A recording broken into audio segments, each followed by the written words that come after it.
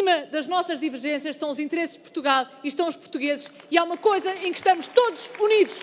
Nós sabemos que o CDS é um instrumento ao serviço de Portugal e, mais do que qualquer divergência de opinião nossa, servimos o interesse público, servimos o interesse dos portugueses e servimos o interesse de Portugal. Bem-ajas, Filipe, por essas palavras.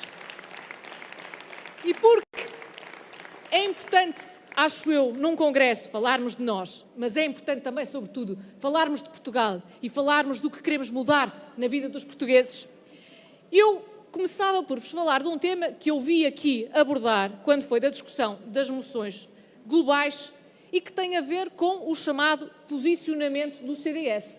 E o posicionamento do CDS é falarmos de nós, mas é também falarmos de Portugal. E eu ouvi aqui, na discussão de uma moção do Pedro Borges de Lemos, exprimir dúvidas quanto ao posicionamento do CDS. E quanto ao posicionamento do CDS em relação designadamente ao PS.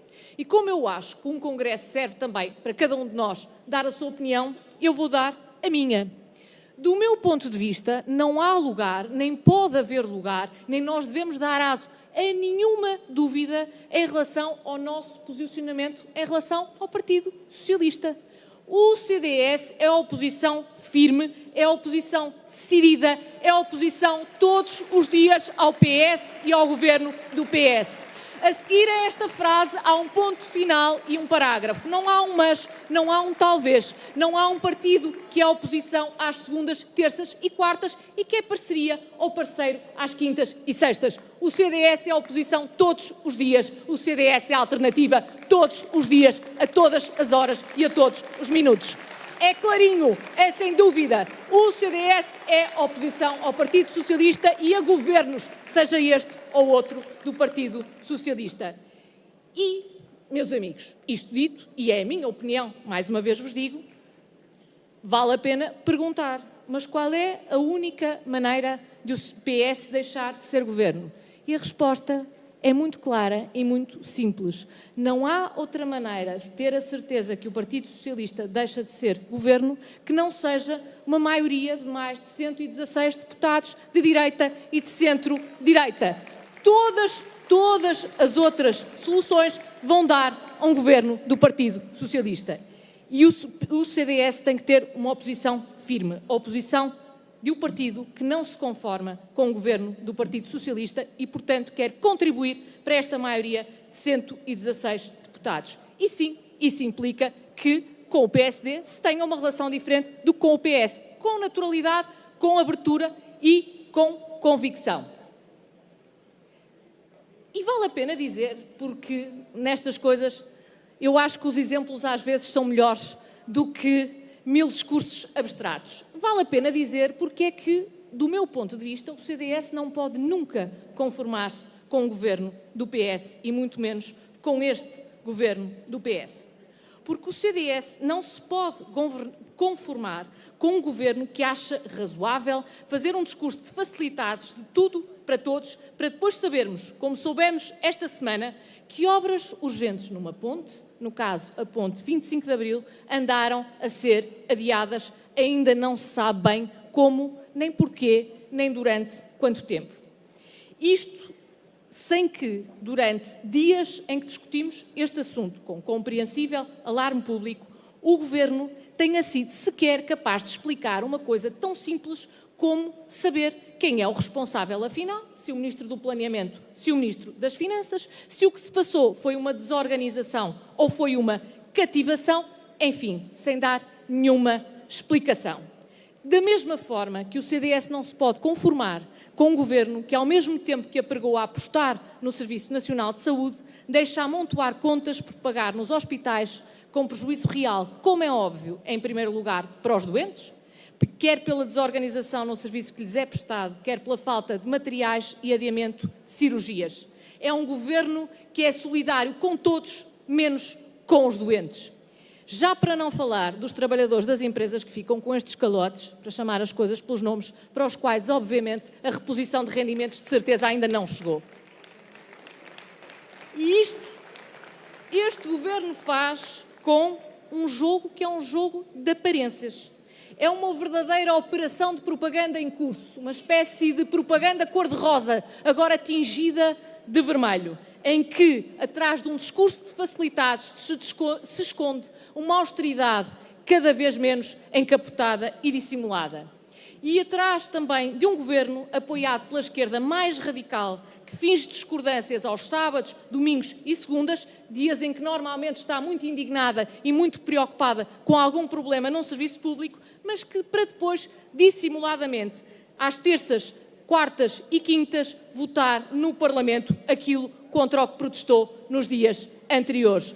Minhas senhoras e meus senhores, isto não passa de um jogo de aparências, em que os partidos da esquerda mais radical, desde que tenham alguma coisinha para pôr no outdoor, aprovam quase qualquer coisa que o Governo proponha. E continuava dizendo-vos que acho também que o CDS tem que ser oposição todos os dias, porque não se pode conformar com um Governo que desconfia da iniciativa privada e de tudo o que exista sem o beneplácito do Estado. Só isso pode explicar o aumento dos impostos e a enorme complicação que lançou sobre os trabalhadores independentes há bem pouco tempo, sem que se perceba na prática o tipo de complicação que hoje em dia estes trabalhadores estão já a sentir.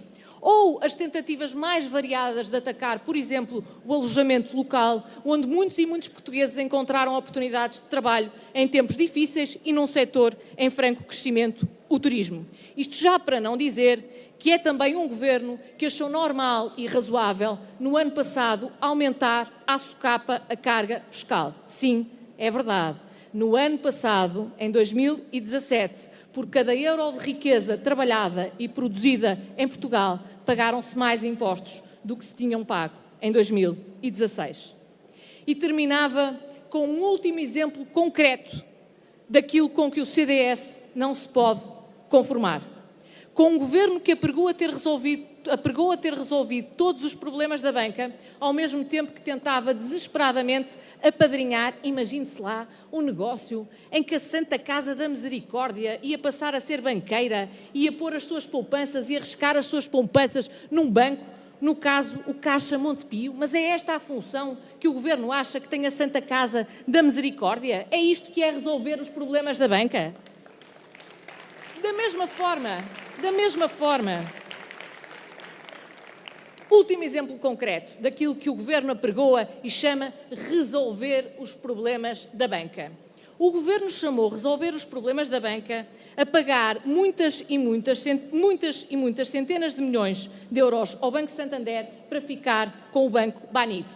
Também chamou resolver os problemas da banca a dar uma garantia pública, um fundo, para lhe vender o novo banco. Isto depois de ter prometido e reprometido que não o faria e que não daria esta garantia pública. Mas como se isto não chegasse, ainda há pouco tempo ficamos a saber que ainda pode ser preciso mais dinheiro para o novo banco.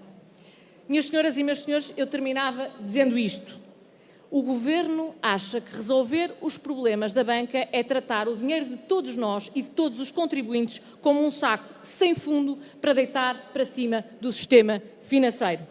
E a conta, como é óbvio, aparecerá depois. O CDS é a oposição que não se conforma com este estado de coisas. E tem que ser a oposição que todos os dias, a um discurso de ilusões, responde dizendo as coisas tal qual elas são, mesmo que isso às vezes implique dizer algumas coisas desagradáveis, se elas forem a verdade. É um partido que, face às preocupações que são sempre centradas no presente, tem que saber olhar para o futuro, tem que saber dizer que Portugal só vai crescer a sério quando confiarmos na iniciativa privada, quando confiarmos na capacidade de progredirmos pelo mérito e quando tivermos uma economia a crescer a sério capaz de criar mais emprego. E por último, nós não nos conformamos e ao governo mais imobilista de sempre, que é este, dizemos, aqui no CDS, nós não somos reféns de clientelas, não somos reféns de outros partidos, não somos reféns de grupos de interesse, não somos reféns de sindicatos. Aqui defendemos só e só o interesse nacional. Portugal e os portugueses acima de tudo. Viva o CDS!